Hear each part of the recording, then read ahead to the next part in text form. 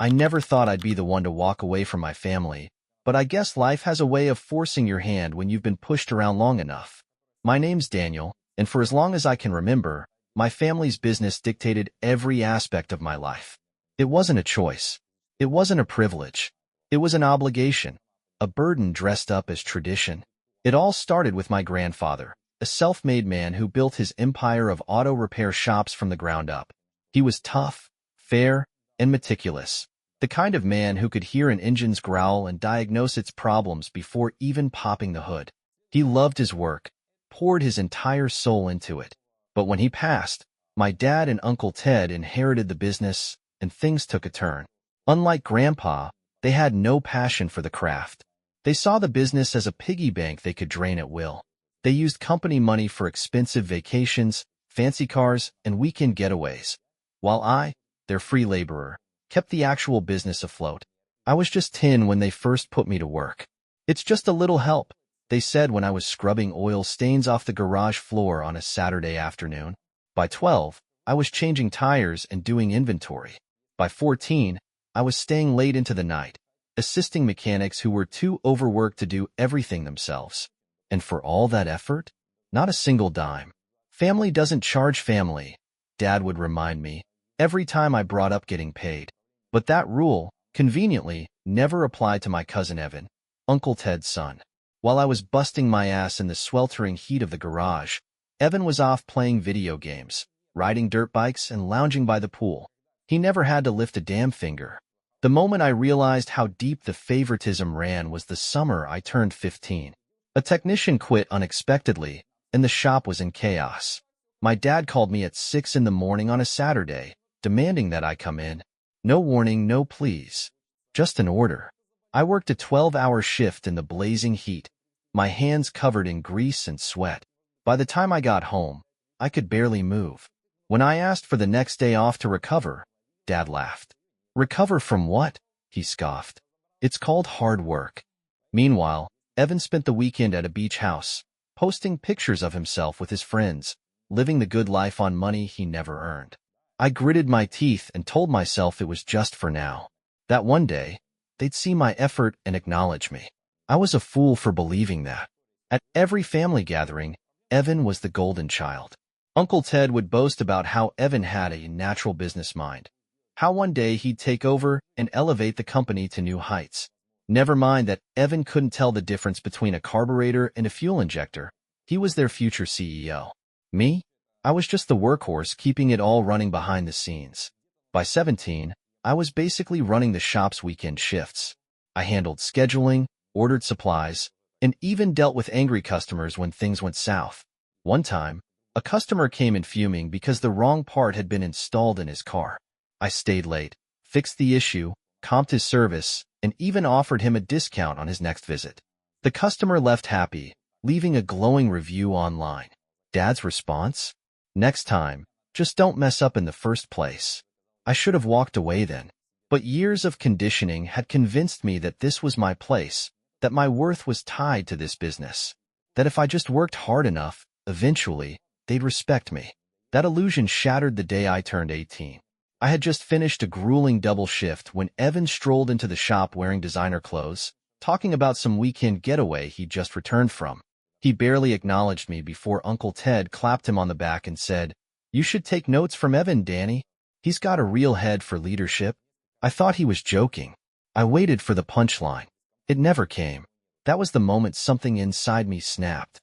I had given my entire childhood to this place, and yet, they still saw me as nothing more than a grunt. Evan, who had never worked a single hour in his life, was somehow worthy of their praise. I knew then that I had to leave. But leaving wasn't just about quitting a job. It was about breaking free from an entire system that had been designed to keep me in place. I told my parents I wanted to go to college, specifically to study business and marketing. If I was going to build something, I wanted it to be for myself. Dad's reaction was almost comical. "Why waste money on college?" he demanded. "You've already got a career lined up here. You should be grateful." Grateful for what? I shot back. Years of unpaid labor? He didn't like that answer. "That's what family does," he said, like it was supposed to make everything okay.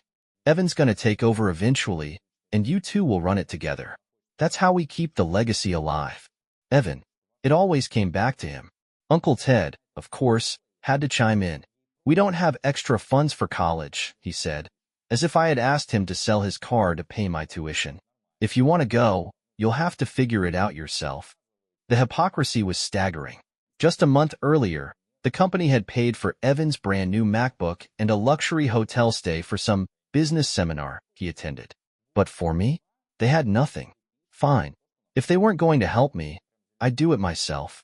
I applied for scholarships, took 2 part-time jobs, and even worked as a delivery driver on weekends. I didn't care how hard it was. I was getting out. The first few months of college were liberating. I finally had space to breathe, to think. I threw myself into my marketing classes, fascinated by everything from consumer psychology to branding strategies. For the first time in my life, I wasn't just a body expected to work. I was a mind, a creator, a person. But my family didn't see it that way. The calls started soon after. Dad would ring me up every weekend, not to ask how I was, but to ask when I was coming home to help. The weekends are tough without you, he'd say, conveniently ignoring the fact that Evan still hadn't stepped foot in the shop. One time, Mom called me crying. Your father's so stressed, she said. Can't you just come home for a weekend and help out? No, Mom, I said firmly. I have classes and work. Well, Evan's been stepping up a lot, she added, clearly trying to guilt me. I almost laughed. Evan's stepping up? Right. I'd heard from my old co-workers that he mostly hung around the office, chatting with customers and avoiding actual work. By my second year, I had built a life of my own. Scholarships covered most of my tuition. My jobs paid for the rest, and I had made connections in the marketing world that actually saw my worth. And yet, every time I visited home, the guilt trip started again. You're wasting your time with all this business school nonsense, Dad would say. You could be learning everything you need to know right here. Uncle Ted would nod sagely. This business is your future. Whether you like it or not, you're coming back. They said it like it was a certainty, as if my life wasn't mine to decide. I learned to ignore them, but that didn't mean they stopped trying. And that's just the beginning. By the time I hit my 3rd year of college, I had stopped answering their calls. It was the only way to keep my sanity. Every conversation with my dad, my uncle, or even my mom was just another variation of the same argument. Come home. The business needs you. You're wasting your talent elsewhere. Evan has big plans for the shop. You should be there to learn from him. That last one always got me. Learn from Evan? The guy who still needed someone to show him how to check tire pressure. The guy who once confused a wrench with a screwdriver. It was laughable. And yet, as much as I tried to cut ties, the guilt always crept back in. I'd lay awake some nights, wondering if I was being selfish. What if they really did need me? What if the business fell apart because I wasn't there? It wasn't until I landed an internship with a major marketing agency that I finally saw things clearly. I was lucky to get in. It was a highly competitive program, and the experience was invaluable. I learned more about branding, digital strategies, and customer retention in those 3 months than I had in all my years breaking my back at the shop. It was the first time I felt like my skills actually mattered. The best part? I was finally getting paid for my work. That summer, when I came home for a brief visit, I made the mistake of mentioning my internship. You're working for strangers? Dad scoffed over dinner, his tone dripping with disapproval. How can you be so disloyal to your own family? It's an internship, Dad, I said, already exhausted by the conversation. It's not like I moved across the country. Uncle Ted shook his head. It's the principle of the thing. You're turning your back on the people who have always been there for you. I wanted to laugh. Always been there for me? They had spent my entire life taking from me. Every hour of unpaid labor, every sacrifice they expected me to make, it was all for them, never for me. That was when I realized something crucial. They didn't actually want me to succeed. They just wanted me to keep sacrificing for them. Still, I wasn't prepared for what happened next. That winter, I got a call from an unknown number. I almost ignored it, but something told me to pick up. Hey, Danny. I froze. It was Evan. Of all people, Evan never called me. Ever. Not once in our entire lives had he reached out on his own. Hey. I said cautiously. He sighed. and for the first time, he didn't sound smug or self-satisfied. He sounded worried. "Look, man," he started. "I wouldn't be calling if it wasn't serious. The shop's in trouble." I felt my stomach drop, but I forced my voice to stay neutral. "Define trouble." There was a long pause before he muttered, "We're bleeding money. The bills are stacking up. We had to close one of the locations last month. If something doesn't change soon, we might lose the whole thing." I leaned back in my chair, running a hand through my hair. A few years ago, that news would have devastated me. But now, all I could think was, I told them this would happen. I should have felt sorry for them. I should have felt bad that the business Grandpa built was falling apart. But all I felt was validation. "They want you back, Danny," Evan continued. "Dad and Uncle won't say it outright, but they need you." I scoffed. "Let me guess. They want me to come work for free again?" "No, not exactly." He hesitated. "They know they messed up, and they're willing to pay." That caught my attention. My whole life, they had refused to acknowledge my worth. But now, they were desperate. And that meant, for the first time ever, I had the upper hand. I let the silence stretch before I finally said, "If they really want my help, I have conditions." "Name them." I exhaled slowly. "I want full control over operations and marketing, a salary that matches my expertise, and a stake in the business. Minimum 40%. Evan let out a low whistle. "Damn, you're really making them pay for it, huh?" "They should have paid me a long time ago," I said simply. Evan didn't argue. "I'll talk to them," he said, "but don't expect them to roll over easy." I smirked. "They don't have a choice."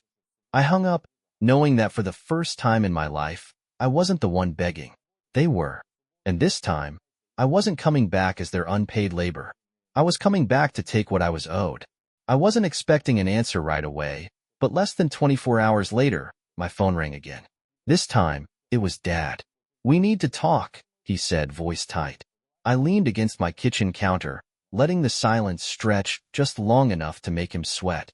"About?" "You know damn well what about." I smirked to myself. He hated being the one to ask for help, hated admitting they couldn't do it without me. I let out a casual sigh. "Look, Dad, I'm busy. If you're calling to guilt trip me—" "I'm not," he interrupted, and for the first time in years, he actually sounded serious. I just want to talk business." Now that was new. "All right," I said. "Let's talk." He exhaled like he was physically pained by what he was about to say. "We're willing to bring you back. On payroll." "And?" I prompted, knowing damn well that wasn't the full offer. There was a long pause before he finally gritted out, "We'll also give you a percentage. 20% stake." I actually laughed. "That's cute." "Danny." 40%, I said flatly. "Full control over operations and marketing. Non-negotiable." "Do you have any idea how much that?" "I do," I cut in. "I know exactly how much the business is worth. And I know exactly how much of that worth exists because of me." I let my words sink in. "If you want me to come back, you need to give me the authority to make actual changes. I'm not walking into the same mess I left." Silence. Then, the gritted response, "I'll talk to your uncle." Great. I was already preparing to hang up when he blurted, "You're really gonna charge your own family for help?" There it was. The guilt. The manipulation. The same tactics they'd used my entire life. But this time, I wasn't playing their game. "Yeah," I said. "I am." And I hung up. 2 weeks later, I was standing in my grandfather's old office, the same office Dad had taken over when he inherited the business. Only now, it wasn't his office anymore. It was mine. After days of back-and-forth arguments, they'd finally caved. 40% stake, full control of operations, and a salary that actually matched my worth. They had no choice. The business was drowning, and I was the only one who could keep it afloat. Still, the bitterness in the air was thick. Uncle Ted refused to even look at me during the signing. My mother had called me the night before, practically in tears. "You don't have to do this," she had pleaded. "Your father, he's just stubborn. He doesn't mean to push you away." "He did push me away, Mom," I'd reminded her. "For years." She'd sniffled. "I just don't want this to ruin our family." I almost laughed. "What family?" The one that had treated me like a disposable worker? The one that only valued me when they were desperate? Still, I told her what she wanted to hear. It won't ruin anything, Mom. I'm just here to fix things. But what I didn't say, I wasn't fixing it for them. I was fixing it for me. Walking into the shop as a boss instead of a grunt was a surreal experience. The employees, some of whom I'd worked alongside when I was younger, watched me with a mix of curiosity and skepticism. I wasn't just some kid running oil changes anymore. I was the guy calling the shots. And I had work to do. The first thing I did? I fired Evan. I didn't warn him, didn't sugarcoat it. Just walked into the office he had claimed as his own, dropped a termination letter on his desk, and said, "You're done?" Evan blinked at me, half a smoothie in his hand. "Wait, what?" "You're fired," I said plainly. "Effective immediately." He scoffed. "You can't fire me. My dad and your dad, they signed off on it." I motioned to the letter. "They gave me control. This is my call." For the first time in his life, Evan looked genuinely panicked. "But you don't do anything," I cut him off. "You show up late, take long breaks, and pretend you're in charge while everyone else does the real work. That stops today."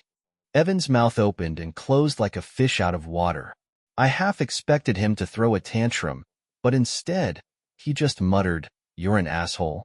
"Maybe," I agreed, "but at least I work." And just like that, he was out. That was just the beginning. I tore through the mess my dad and uncle had made like a hurricane. I revamped the entire business model, shifting focus toward digital marketing and online services. I implemented a proper scheduling system to stop the constant overworking and understaffing issues. I introduced service packages and loyalty programs that encourage repeat customers. I cleaned up the finances, cutting wasteful spending and reinvesting in what actually mattered. And within 6 months, the business was making money again. But, of course, that didn't mean everyone was happy. Dad complained about how different everything felt. Uncle Ted grumbled that I was changing too much. Even some of the older employees resisted the updates. "They don't like all these new systems," Dad whined one evening. "Then they can leave," I said simply. His jaw tightened. "This business has always been about family, Danny." "No," I corrected. "It's always been about control. And now, I have control." He didn't like that, but he couldn't argue. Because for the first time in years, the business wasn't failing. It took them almost a year to realize what they had done. By the time the company was stable again, by the time it was thriving, they finally saw their mistake. Because now, they didn't have leverage over me. Now, I had leverage over them. And they hated it. But what they hated even more, that I had no intention of sticking around. Because while they had been trying to guilt-trip me back into the family fold, I had been making other plans, bigger plans. And when I dropped the final bombshell, they never saw it coming. I walked into a family meeting one afternoon, dropped a stack of legal documents onto the table and said, "I'm selling my stake." Dead silence. Then, "You can't be serious," Dad said, his voice barely above a whisper. I leaned back, crossing my arms. "I am." Uncle Ted's face turned red. "After everything we did to get you back?" "Everything you did?" I repeated, letting out a humorless laugh. "You didn't get me back. You begged me back. And now that I've fixed your mess, I'm cashing out." I had found a buyer, one of our competitors, someone who had been eyeing our location and customer base for a while. The offer was too good to pass up. Dad looked like he wanted to throw something. "You're just going to walk away?" I stood, adjusted my jacket, smirked. "That's exactly what I'm going to do." And then I did. A year later, I watched from a distance as the business slowly crumbled again. The new systems I implemented? Gone. The marketing strategies? Abandoned. The loyalty programs? Scrapped. Evan was back at the helm, running things the way he always had, poorly. And me? I was finally free. No guilt, no regrets, just a life that was mine. And damn, did it feel good. I should have felt bad. That's what they expected. Dad didn't call me after I sold my stake. Neither did Uncle Ted. Not even Mom, though I knew she wanted to. She probably thought I'd come back eventually, that I'd realize I was being unreasonable. But I wasn't being unreasonable. I was just done. I had given them everything. Years of labor, my childhood, my loyalty, and they had never once valued it. They only valued what they could take from me. And when I finally stopped letting them take, they cut me out. Fine. Let them. The money from selling my stake gave me something I'd never had before, true freedom. I moved out of state, took a job with a growing marketing firm, and for the first time in my life, I didn't feel like I owed anyone anything. My work was appreciated, my ideas were respected, and best of all, no one treated me like I was disposable. It was the peace I never knew I needed. Then, a year later, Evan called again. I debated not answering. I owed him nothing, but curiosity won out. "Hey, cousin," he greeted, his voice too casual. I leaned back in my office chair, glancing out the window at my new view. One that didn't include oil-stained floors or suffocating family expectations. "What do you want, Evan?" He let out a short laugh. "Straight to it, huh? You didn't call to catch up," I said flatly. "So, talk." There was a long pause. Then he sighed. "It's bad, man." I smirked to myself. How bad? 3 locations shut down. The main shop's barely hanging on. We're hemorrhaging customers. Reviews are brutal. He hesitated. "Dad's talking about selling." I raised an eyebrow. "Selling?" Evan let out another sigh. "Yeah, and he's not looking at great offers. It's either sell cheap or go under completely." A part of me wanted to feel something. Regret, sympathy, nostalgia for what could have been. But I didn't. I had warned them. I had given them every tool they needed to succeed. And they had thrown it all away the second I left. "Why are you telling me this, Evan?" There was a beat of silence. "Because Dad wants to buy you back in." I laughed. Not a small chuckle. A full, uncontrollable, you can't be serious kind of laugh. Evan didn't say anything. He just let me get it out of my system. When I finally caught my breath, I wiped at my eyes. "That's cute." "Really? Danny?" "No," I cut him off. "Not a chance." Evan groaned. "Come on, man. You know how to fix this." I did. That wasn't the issue. The issue was that I didn't care. They made their choice, Evan. They kicked me out the second they didn't need me anymore. And now that everything's falling apart again, they think I'll just come running? I let out another laugh. "Tell them to enjoy what's left of their legacy." "They'll pay you," Evan said quickly, his voice almost desperate. "Good money. A bigger stake. Total control." I shook my head. No amount of money is worth going back to that. I could hear Evan's frustration through the phone. "So that's it? You're really just gonna let it die?" I let his words hang in the air. Then I said the one thing I knew would shut him up for good. It was already dead when I left. A long silence. Then Evan sighed. "Yeah, I figured you'd say that." And he hung up. I set my phone down, feeling nothing. No guilt. No second-guessing. Just relief. They had made their bed. And for the first time in my life, I wasn't lying in it with them. I was free. And damn, it felt good.